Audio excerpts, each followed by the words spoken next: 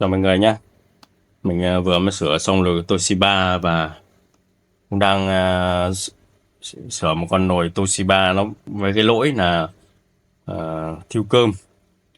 Thì nồi đấy mình đã xử lý xong lỗi thiêu cơm rồi, nhưng mà ủ cơm nó khoảng 3-6 tiếng là nó bắt đầu có hơi hơi có mùi nhá. Thì kiểu cơm nó vàng ấy. Các bạn mà nấu cơm nhá, nấu cơm chọn cái chế độ cơm mềm ấy thì nó sẽ dễ thiêu hơn nhá, dễ hơn thiêu hơn so với các chế độ với cơm săn nhé. Cơm săn thì cái lượng nước ở trong cơm nó ít nên là cơm nó sẽ lâu thiêu hơn. Và có một nguyên nhân nữa là mình kiểm tra cái nồi đấy thì bơm hút chân không nhé. Hút chân không nó yếu, có thể là gọi là hỏng đi. Thì mình vừa sửa con này mình đã test bơm chân không hút là ok, mình chia sẻ với mọi người là cách test hút chân không nhé.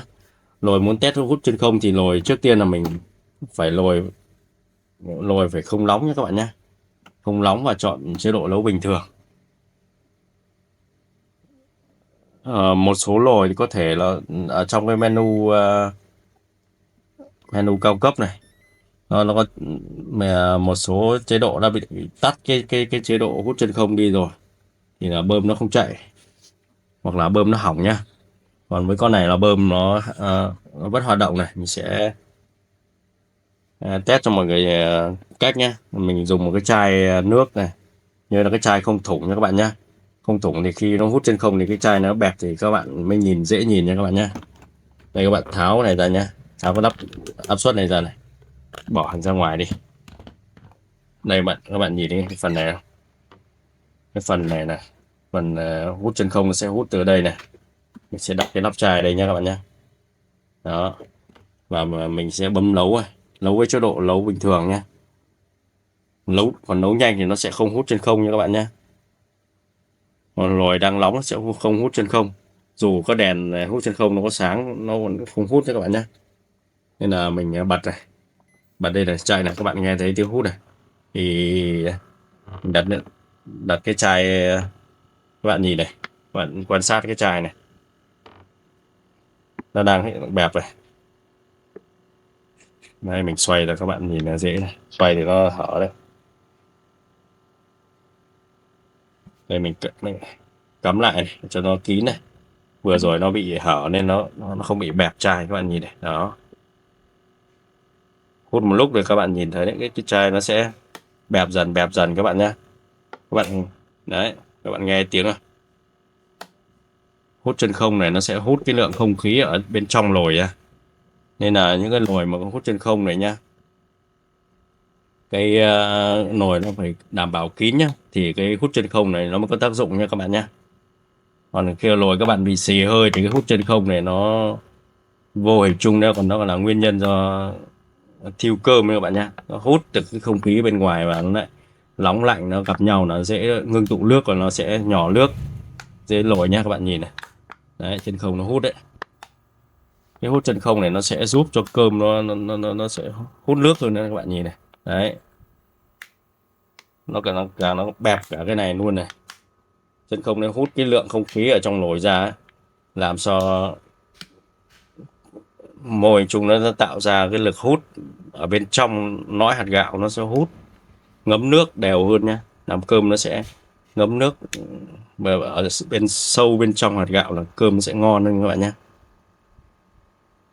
Ngoài nó sẽ giúp cho cơm nó nấu ngon hơn thì nó sẽ giúp cho cái cơm nó cách ly với cái môi trường không khí, làm cho cơm nó không bị thiêu các bạn. Đây mình có bỏ ra các bạn nhìn này, đấy, chai nó không hề rơi nhá. Đấy là một cách mình test hút chân không nhá. Đây bạn có thể xem này, đấy, mình bỏ ra nó hút chặt luôn, cái chai nó hút này. Đấy, cái lượng không khí nó ra, các bạn hình dung cái lượng không khí ở trong áp suất ấy. Các bạn nghiên cứu, các bạn có thể xem những cái video người ta hút hết cái không khí ở một cái tòa, cái thùng dầu nhá, thì tự nhiên nó áp suất khí quyển nó sẽ làm cho cái thùng đấy nó tự nhiên nó xẹp lại nhá. Đây, như cái phần này hút chân không thế, cái lượng không khí nó giảm đi thì cái áp suất trong nồi ấy, lúc đấy nó sẽ cao hơn. Cơm lúc đấy khi nấu đã có áp suất rồi đấy, càng ngon hơn nhé. Tại sao những cái nồi có hút chân không, những cái nồi như thường là các bạn nghe thấy là người ta thường bảo là Fuji Yoshi là độc quyền về cái hút chân không, thì không phải nhé. Thì một số mẫu cao cấp VIP trên dòng Fuji Yoshi có hút chân không nhé các bạn nhé. Không phải chỉ độc quyền của Toshiba hút chân không đâu. Cái công nghệ hút chân không thì các bạn có thể thấy trên những cái dòng tủ nhé. Tủ như là của Hitachi, có cái ngăn mình cũng không nhớ là Hitachi hay MIT, nhưng mà có cái ngăn là hút chân không nhé. Bơm chân không thì nó giúp nồi cơm sẽ khá là ngon đấy các bạn nhé.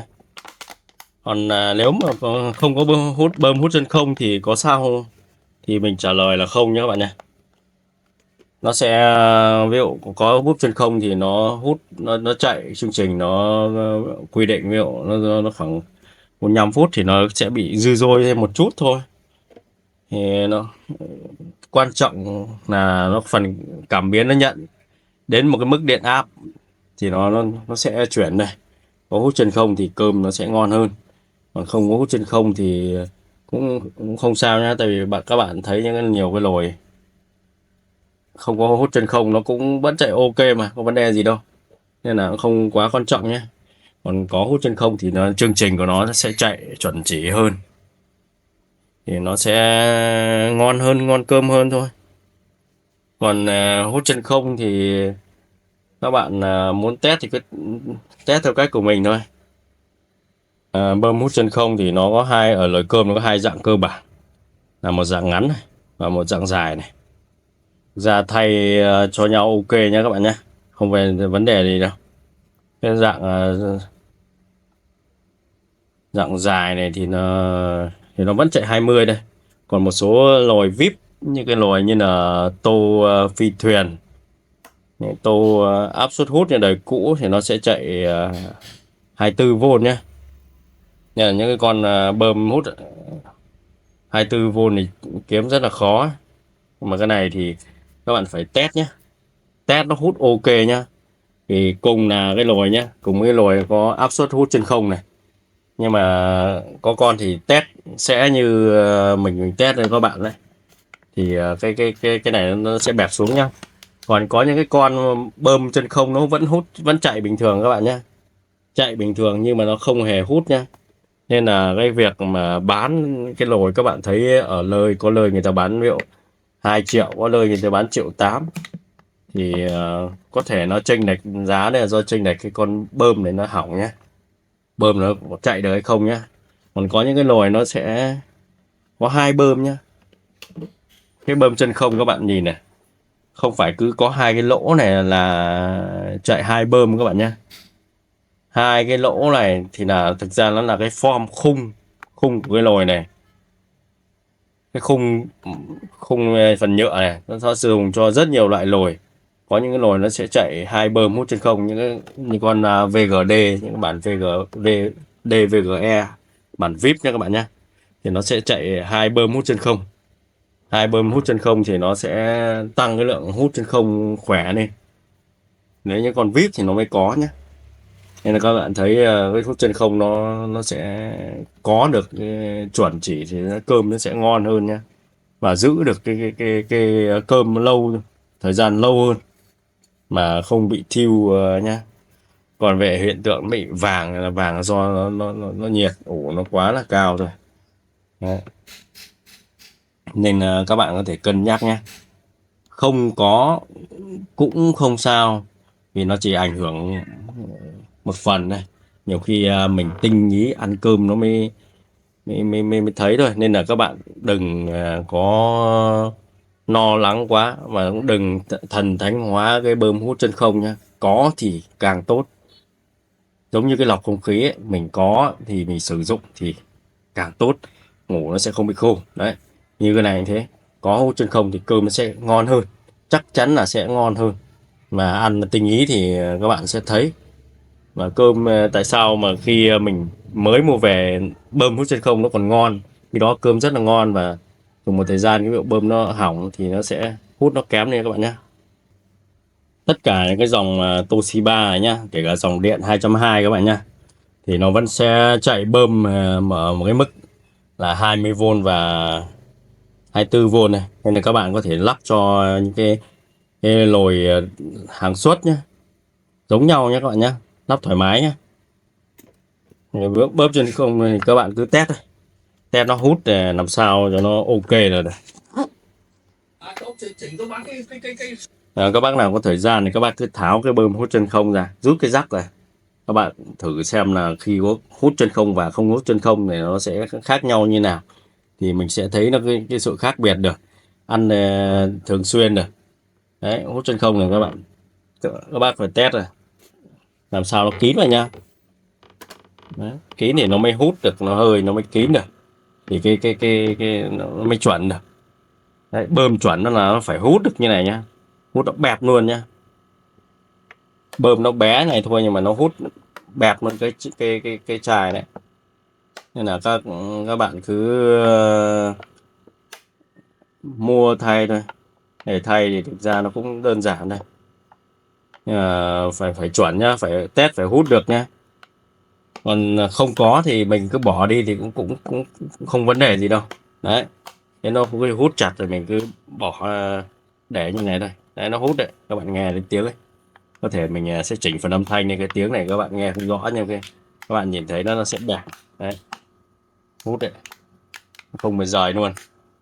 Những cái nồi mà nó lỗi hút chân không ấy, kể cả bơm nó chạy nhá, các bạn thấy bơm nó chạy nhưng mà các bạn test bằng cái chai nhựa này, nó sẽ không bị bẹp đâu. Nhớ là nồi nó không nóng nhá các bạn nhá, nồi lúc mà không nóng thì mình mới test được nhá. Nồi nó mà nóng thì mình sẽ không test được cái hút chân không nữa đâu. Đó, còn có một số cái tính năng này, mình tắt đi, thì lâu lắm rồi mình không vào cái để nó hút chặt quá này. Mình cũng không nhớ nữa, hình như là nút này, giữ khoảng 10 giây sau một lúc thì là nó sẽ vào cái menu sâu. Tại vì lâu rồi mình cũng không sử dụng cái tính năng đấy nên mình cũng không nhớ đấy. Tính năng về mình chỉnh ra nó bơm chân không nó có hút hay không nha các bạn nha. Lâu rồi mình cũng không sử dụng cái tính năng đấy nên là mình cũng không.